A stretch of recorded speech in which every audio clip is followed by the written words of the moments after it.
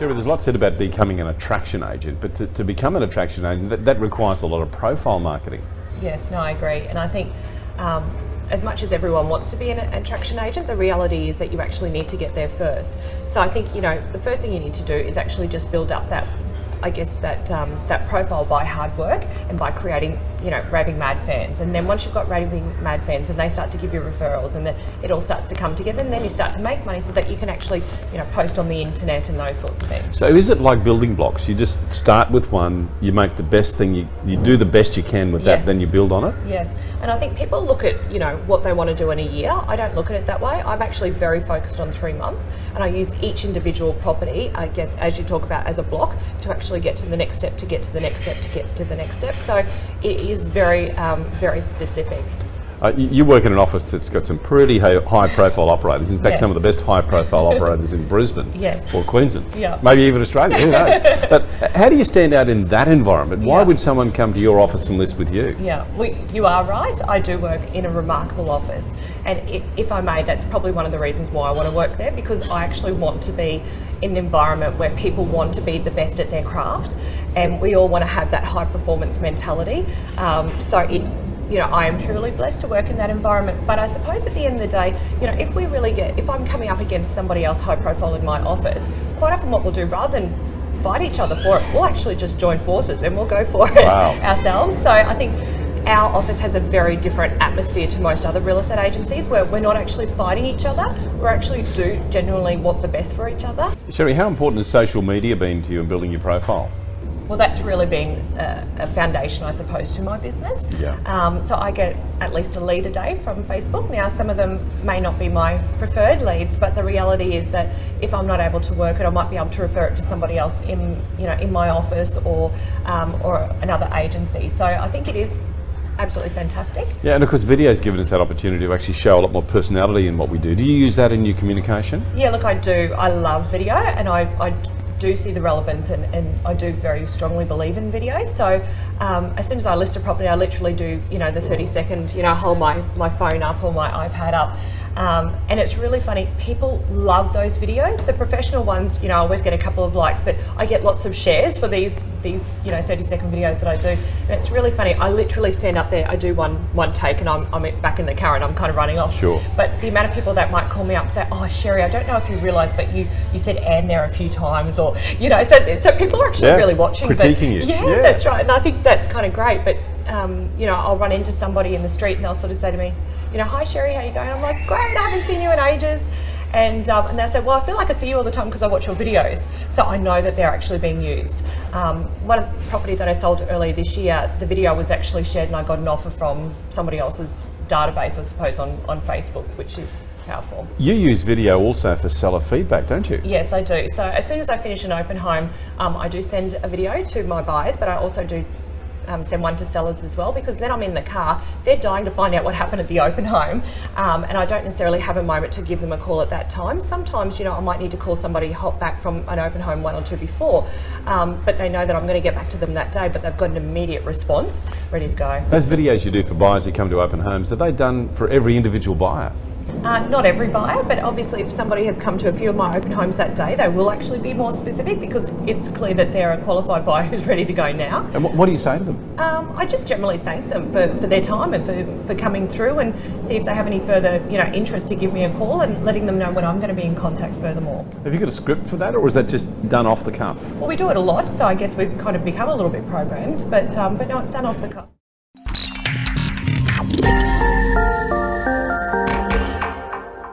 Hello once again and welcome to this week's auction update. Geoff White will join me in just a moment and we'll have a look at the auctions for this weekend. But the big news is that we've just seen the best final auction clearances so far this year. Back with all the details, and Geoff in just a moment.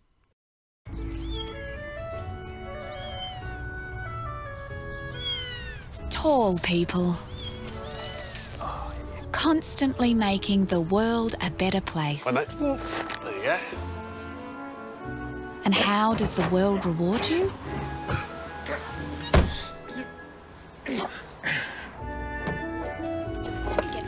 Stretch out with up to 40% more legroom in Economy X on Virgin Australia. Welcome back, and I say hello once again to Geoff White from CoreLogic. G'day, Geoff. How are you doing? Yeah, very good. Thanks, Kevin. Yeah, we're going to bring those results up in just a moment, but how good is that, hey? Melbourne and Sydney recording their best results of the year so far. Yeah, it was really interesting to see that the weighted average nationally at 52.6 is the best that we've had for 2019. Yep. And then when you drill down into the clearance rates, you can see Sydney with 54.9, which that's the best for 2019 as well. And they had 54.8 once, but we've topped that off 742 auctions this week. Only just. And Melbourne was only 0.5% higher, but at 55.4, which is clearly the best clearance rate they've had for 2019 as well. So there's a lot of good news in those clearance rates there, Kevin, as you mentioned, yeah. Yeah, and, one of our headlines too is that, the market seems to be running a little bit ahead of Easter.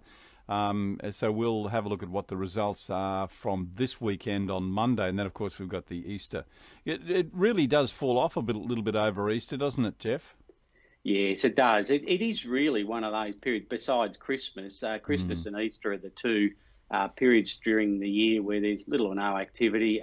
This Easter break, look, there'll be a bit of activity around, but it'll be nothing compared to what we normally see, and then it'll pick up pretty quickly the week following. Yeah, well, we'll certainly be back. We'll keep these shows coming out regularly as well. We won't have one on a Good Friday, of course, but we'll give you an update for the weekend next week on Thursday.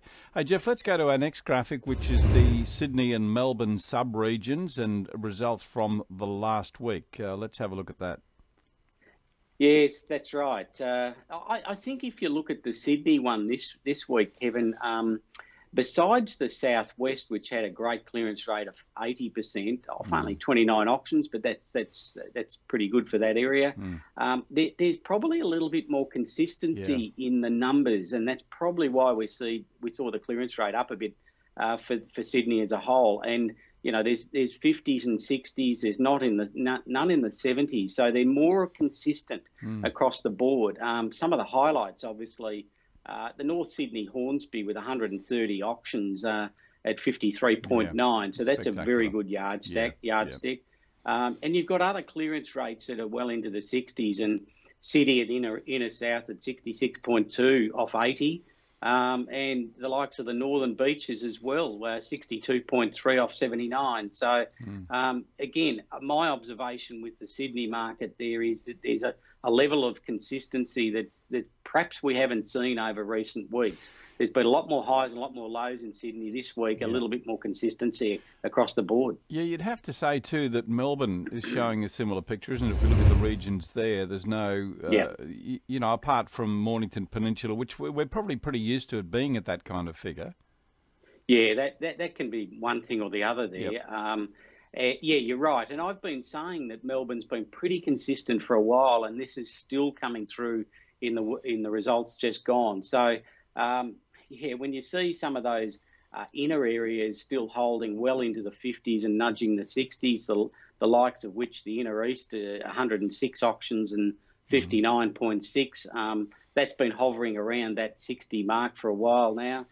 Inner where there's a lot of auctions, it's still over 50 there, 52.7 of 173. And the other one is the inner south there, 57% of 176 auctions. So all of those ones in that sort of vicinity are doing very, very well. So again, consistency in Melbourne and consistency in Sydney seems to be the key this week. Yeah, indeed. Okay, well, let's have a look at the week ahead. Interesting to see here that Sydney and Melbourne, I think I've never seen this before, where they've got the same number of auctions, 891. Yeah, funny you say that. I got the report and I had to email our research team and said, listen, is this a typo or what? No, and they said, no, they double-checked it. So 891 and 891, we wouldn't have put money on. We would, if we had to put money on that, we would have been done very well. It's a pity that Brisbane didn't get another 7, and would have had Adelaide and Brisbane on 140 as well. Yeah, that's true. I didn't look at that. You're right. Yes, look, it's.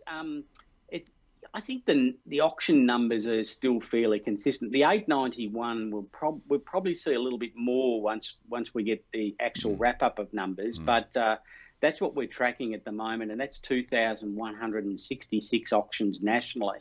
So that's certainly up on the last few weeks. Yes. But we'll see how we go with those Sydney and Melbourne numbers. But they're pretty healthy numbers. And as we said, the overall number of auctions the week prior to Easter was likely to be up a bit. What we've seen in years gone by is the week before Easter probably spiking a little bit higher. This year it's risen, but not as much. What did you say the total number was? 2,166. 2,166, yeah. Yeah, that's actually only 2 above what it was the week before last. So I think just looking at your report, So that shows a bit of consistency anyway.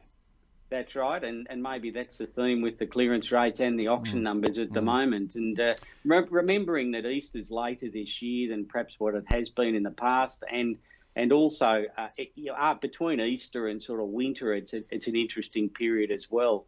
And of course now, Kevin, we're seeing a federal election, so there's going to be an interesting time. So. Yeah, what's your experience on that one, mate? Of course, only announced this week, but we've got Easter, we've got Anzac Day, and then only a matter of weeks after that, we've got the federal election.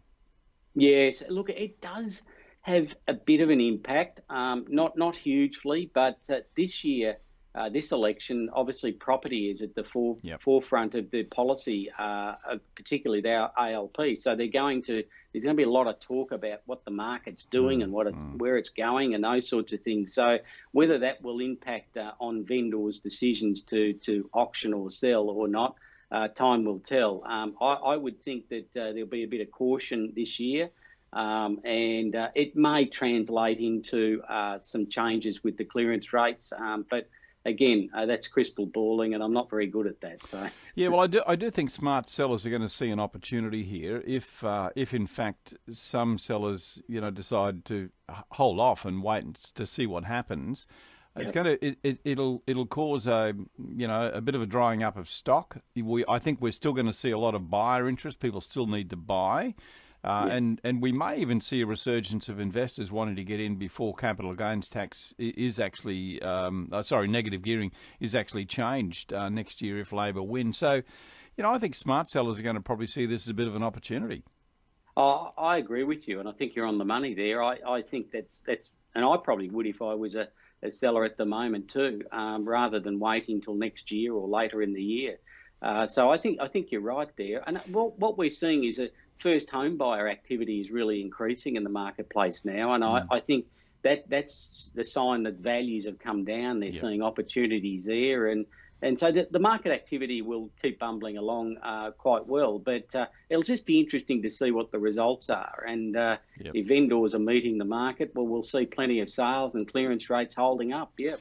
Okay, well, let's wrap our report up with, this is my favourite little graph, and this is the worm, the weekly clearance rate, the combined capital cities. This takes us right back to 2009. Now, once again, up she goes. She's continuing to climb. Yes, well, with the weighted average at 52.6, you're seeing that worm climb. So what we've been saying is that there's growth in the clearance rates there, and this is demonstrating it.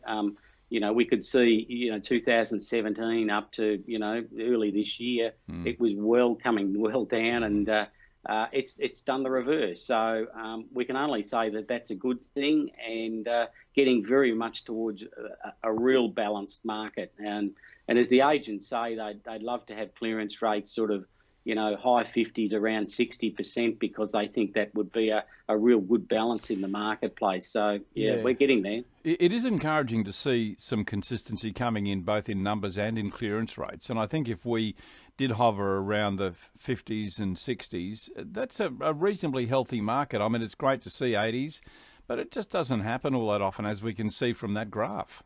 Yes, and when the market is at those 70s and 80s, the agents are very much saying, well, is this sustainable, and what's going to happen?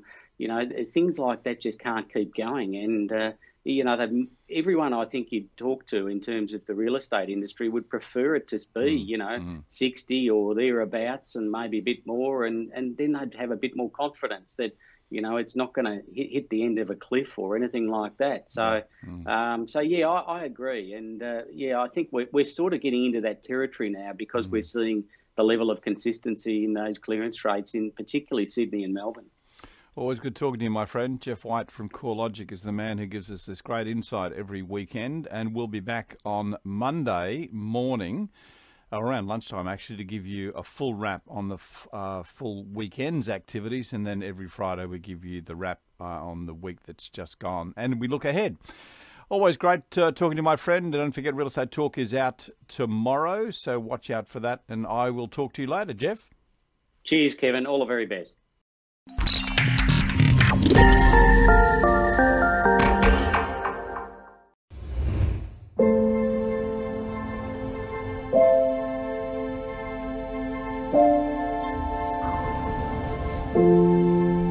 Evening, Clara. Home, please.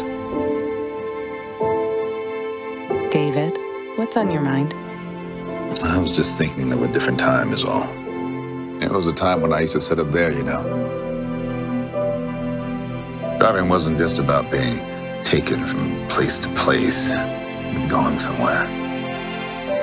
Feeling something along the way.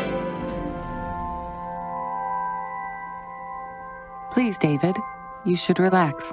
I'm afraid that's just the problem. David, where are you going? David? David?